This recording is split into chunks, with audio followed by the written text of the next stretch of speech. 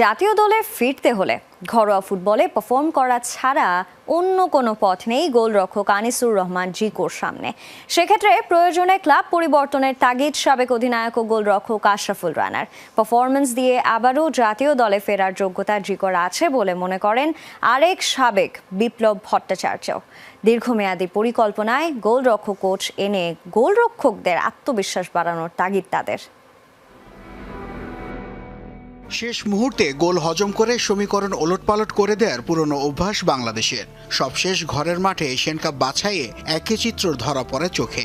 একটা সময়ে হংকং চায়নার বিপক্ষে ৩-৩ গোলে সমতা আনার পর কয়েক সেকেন্ডের মধ্যে গোল হজম করে হার নিয়ে মাঠ ছাড়তে হয়েছে লাল সবুজদের। স্বাভাবিকভাবেই প্রশ্ন উঠছে মিতুল মার্মার দক্ষতা নিয়ে। হাই ভোল্টেজ ম্যাচে মিতুলের শিশুতোষ ভুলগুলোতে বড় মাসুল গুনতে হচ্ছে বাংলাদেশকে। বলের ফ্লাইট বুঝে সিদ্ধান্ত গ্রহণ কিংবা আত্মবিশ্বাসের জায়গায় কিছুটা ঘাটতি দেখছেন সাবেক অধিনায়ক ও গোলরক্ষক বিপ্লব ভট্টাচার্য।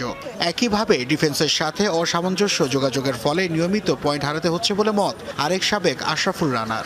হংকংয়ের সাথে যে ম্যাচটা আমরা হেরেছি, আসলে এখানে ডিফেন্ডার যারা আছে, ডিফেন্ডার গোলকিপার, এখানে সবাইকে আসলে দায়ভার নিতে হবে। আমার কাছে মনে হচ্ছে মিতুল গোল লাইনে দাঁড়িয়েছিল। মিতুল যখন বলটা ট্রাভেল করেছে মিতুল যদি এক স্টেপ দুই স্টেপ সামনে থাকতো, যে বলটা জাস্ট ফিনিশিং করেছে, ওইখানে মিতুল যদি এক দুই স্টেপ এগিয়ে থাকতো, আমার মনে হয় যে গোলটা করতে পারতো না। বছর দুয়েক আগেও লাল সবুজদের গোলবারের নিচে অতন্দ্র প্রহরী ছিলেন আনিসুর রহমান জিকো। অজানা এক কারণে জাতীয় দল তো বটেই, ক্লাবের রাডারেরও বাইরে তিনি, বিমুখ গণমাধ্যম থেকেও।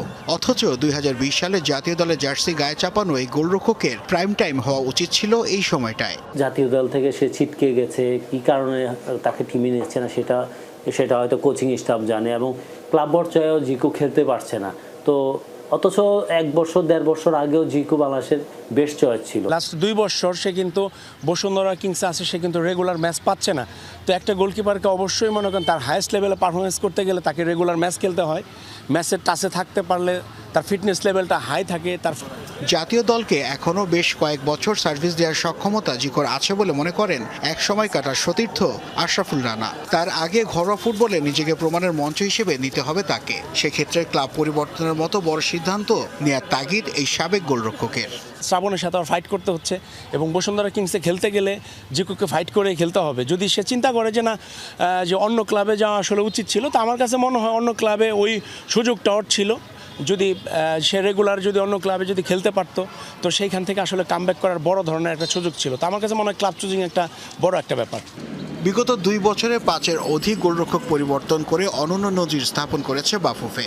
দলের গুরুত্বপূর্ণ পজিশনের জন্য দীর্ঘমেয়াদী পরিকল্পনায় গোলরক্ষক কোচ নিয়োগের তাগিদ আশরাফুল রানার।